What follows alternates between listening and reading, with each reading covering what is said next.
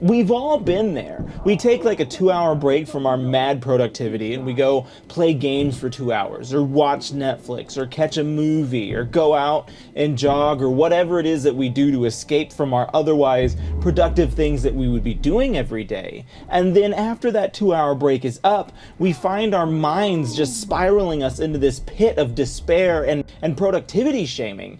And it just doesn't make any sense. It's like, all work and no play does in fact make us all very dull boys. So why is it that when we do break away from our productive pursuits and take that much needed break, our mind is absolutely blistering and punishing us for it? And if we can be consciously aware of this, why is it that we continue to allow our mind to play this game with us and make us feel so bad for taking our much needed breaks? Well, just a couple nights ago, I was suffering from the same productivity shaming, and I think I finally cracked the code on how to get my mind back on track and be like, hey, leave me alone, brain. I know what I'm doing. I needed that break, and now I'm getting back to it. You see, it's pretty simple. Being able to pull yourself from that productivity shaming really relies pretty heavily on just being able to front load your productivity. And what does that mean?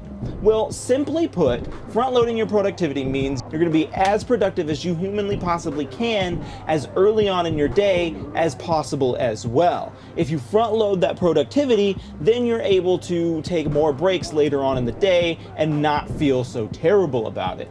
I've got a perfect story from just a few nights ago about this epiphany and how it came to me and how I was able to realize the importance of front-loading productivity. You see, I have been following this local wrestling show now since May of this year. I've always been a huge professional wrestling fan, and I've always thought it would be really cool if we had a local league here nearest to my house so I could go to events. Well, come May, thanks to some brilliant Instagram advertising, I discovered that there is in fact such a league. And so I've been making it a habit to go out there and see the shows and enjoy the social life of it, if you will. I'm a pretty indoor person. All of my hobbies are sedentary. I sit around all day and I write books, or I work on my cartoons, or I work on the videos that you're watching here, and I don't get out of the house quite as often as I'd like. And so that has been a simple kind of easy way for me to get out, go see the world, and go do something, even if just one day out of the month or whatever. And so there was this wrestling event coming up. It was on Saturday, October 5th. I think it was the 5th. And I had been anticipating going for a very long time. When they first announced the event, they said it was in this city that I was like, oh, I wonder how far that is. Generally speaking, I only travel about an hour away from home. Any more than that, it seems like, is a bit excessive to just drive, go to a 2-hour show and come back, especially if I'm driving 2 hours. And so then the morning of the 5th comes around, I'm planning out my day, and I'm like, hey, I need to look up directions so I know roughly where I'm going. I mean, we all are modern people of this modern world, and we use GPS whenever we're going anywhere, but I still like to look at the route ahead of time, so I'm like, okay, this is whereabouts I'm gonna be headed. So I fire up the old GPS, I'm scrolling through, I type in the address, and it flashes to me that the event is an hour and 45 minutes away. And I'm like, whoo, pump the brakes there. That's significantly further than I would normally travel for an event like this. But at the same time, I took every Friday and every Monday off in October, and so I have time, if I wanted to and or needed to be able to have extra time off to make up for the time that I would be losing if I were to go to this event that's 2 hours away, because that would pretty much consume the entirety of my evening at that point. But I still wasn't completely convinced. I wanted to go, but I was like, am I really gonna drive that far for it? And I was like, yeah, I don't know. And at this time, it was probably 6:30 in the morning or so. I'd woken up fairly early that day. And so I was like, you know what? I am going to just do some chores. The kitchen's a mess, the laundry's piling up. Let me just do some chores. And as I do the chores, I will think about what I'm gonna do with this event. Am I gonna go to it? Am I not gonna go to it? Those were the two choices that I was weighing upon myself. And so I did my chores, cleaned up the kitchen, vacuumed, did the laundry, all that fun adulting that we just love doing. And it was probably close to noon or so by the time that all flattened out. And I was like, okay, so this thing's an hour and 45 minutes away. The event starts at 6. If I want to get there, I should leave by like 4:30 at the latest. But I like to be habitually early. I'm one of those people, so I really wanted to leave the house by like 3:30, 4 o'clock. And so I was like, okay, well, if I'm gonna, I still hadn't decided. All my chores were done. It had taken me several hours to knock out all those chores, and I still hadn't made a clear decision as to what I was gonna do. And so I was like, okay, well, I guess what I will do is I'm gonna eat some food because I'm hungry and I don't want to travel on an empty stomach. And I was like, I will also take a nap because it's an hour and 45 minutes away. The event will probably be 3 hours, so it's like 9 or 10 o'clock by the time it gets out.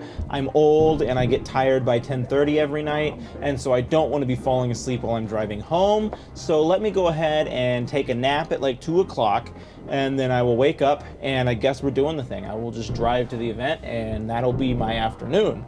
And so from 12 to 3, which was the designated time I'd given myself before I was going to go take a nap, I decided I was going to eat some food, knock that out. That was really easy, just reheated some leftover beef pot pie that I made. And then I sat down and I worked on some of my creative stuff. I was like, you know what? I banged out all my chores this morning. Why not bang out some creative stuff as well? Got some editing done on the video I was working on at the time. I got some writing done on my novel that I hadn't honestly touched in a very long time, which I needed to get kind of back in the groove of that. So it felt good to get back in the groove of that. And so yeah, knocked out some solid productivity, got some good stuff knocked off my to-do list. And so then from there, 3 o'clock rolls around, I take my nap, I wake up, unfortunately, after my alarm had gone off. My alarm had gone off, but I didn't hear it. It was as if it didn't go off at all, and it's now 4:30. And I'm like, oh crap. Like, it's make it or break it time at this point, dude. Like, you still haven't really convinced yourself you're gonna go to this show or not, but if you don't go now, like right now, you're going to be late, and I don't like being late. And so then I'm mulling it over in my head, and I've mostly already talked myself out of it, having just woken up at 4:30. And I was like, you know what? I'm just not gonna go. I'm not gonna go. I'm gonna have to miss this one, and that's just what is gonna happen tonight. And so what I do instead is I hit up one of my buddies on Xbox, and we watch some horror movies. We play some horror related games because it's spooky month, and that's what we do in spooky month. Now I probably spent a good 4 to 5 hours just gaming and having a good time with this guy. A lot longer than I normally would allow myself for unproductive time like that, but it felt pretty good. But of course, like towards the middle, like I hung out with this person for like 5 hours, but 3 hours or maybe even 2 hours into this, here comes my brain mind spiral telling me about how much of an unproductive, shameful slob I am for having played video games this long. And I didn't even go out and socialize into the world and get out of the house this weekend like I promised myself that I would more frequently. And I was like, hey, you know what, brain? Pump the brakes, because like, let's back this bus up a little bit. What did we do this morning? We spent 4 hours on chores. We cleaned the kitchen, we cleaned the dishes, we did the laundry, we vacuumed the floor. That was a lot of work that I just pumped out this morning. And then I was like, still don't know if I'm going to that wrestling event. So what did I do to pass the time? I worked on videos. I edited a video. I worked on this book that I hadn't touched in a long time. 3 hours of very productive things again. And so then here I am, waking up at 4:30, playing some games for a long time, and my brain decides that it's got something to say about that. And I'm like, you know what? No, like, I'm not gonna take this. I am not gonna let my own brain belittle me and my productivity because I spent a little bit of time playing video games today instead of going out, or instead of going to do stuff or socialize or see the world. And like, heck, I did stuff today. I did chores. I did my editing. Why is my brain so content and so hell-bent on making me feel terrible for doing the things that I enjoy? And after I had that small, short mental breakdown with myself, I was able to actually reset. like I felt good about myself. I no longer had that like end of day drudge, you know, like that Saturday afternoon drudge right before you got to go back to work, and you're looking back on your weekend, you're like, what the heck did I do with myself today? And I was like, you know what, no, you had a very successful like 6 hours of work that you knocked out this morning. You got all your stuff done, your house is cleaner than it's ever been, got a whole video done, you're ahead of schedule on your videos, got a chapter knocked out in your new novel. Like, you should be very satisfied and very happy with what you got done today. And you were allowed to play video games with your friend for 5 hours. You're allowed to watch a movie with your friend for a couple of hours. You're allowed to do these things because I front loaded my productivity. And it all comes back to that. Because if you procrastinate and you do the fun stuff first, the stuff that you want to do, you do that first, then you keep pushing off the stuff that you don't want to do, and eventually it never gets done. And then when your brain comes a knocking late on a Sunday afternoon, because you know it's going to do that, when it comes a knocking, it actually has a leg to stand on, because it's like, hey, you big loser, you didn't do anything today. And you're like, oh, I guess I didn't do anything. I had planned to getting around to that, and that just didn't happen. I'd planned to getting around to that too, and that also didn't happen. So I can't stress enough. Front load your productivity. Do not procrastinate the tasks. Like, that's an easy low-hanging fruit. Everybody's like, hey, procrastination's bad. We all know that, but it's easier said than done, just about everything. If it was easy to do, then there wouldn't be millions and miles worth of videos out there about how to stop procrastinating. When you wake up for the day, you're fresh for the day. And that is when you knock out the crap that you don't want to do, because you'll be the least excited to do it, but you'll have the most energy to knock it out. And it doesn't matter when you wake up. You don't have to be part of the 5 a.m. club. You don't have to be part of the midnight club. You don't have to be part of whatever early or late riser club you're a part of. Wake up when you wake up for the day. That is when you are the freshest, and knock out those tasks. I worked the evening shift for years at my job, and I actually quite enjoyed it, because I would wake up fresh for the day, do all the stuff that I wanted to do for myself, and then I would go to work after having worked at home or done whatever for myself for several hours, and I would be exhausted from my own stuff and the stuff that I wanted to do, rather than coming home from work exhausted and trying to force myself to do the things that I like.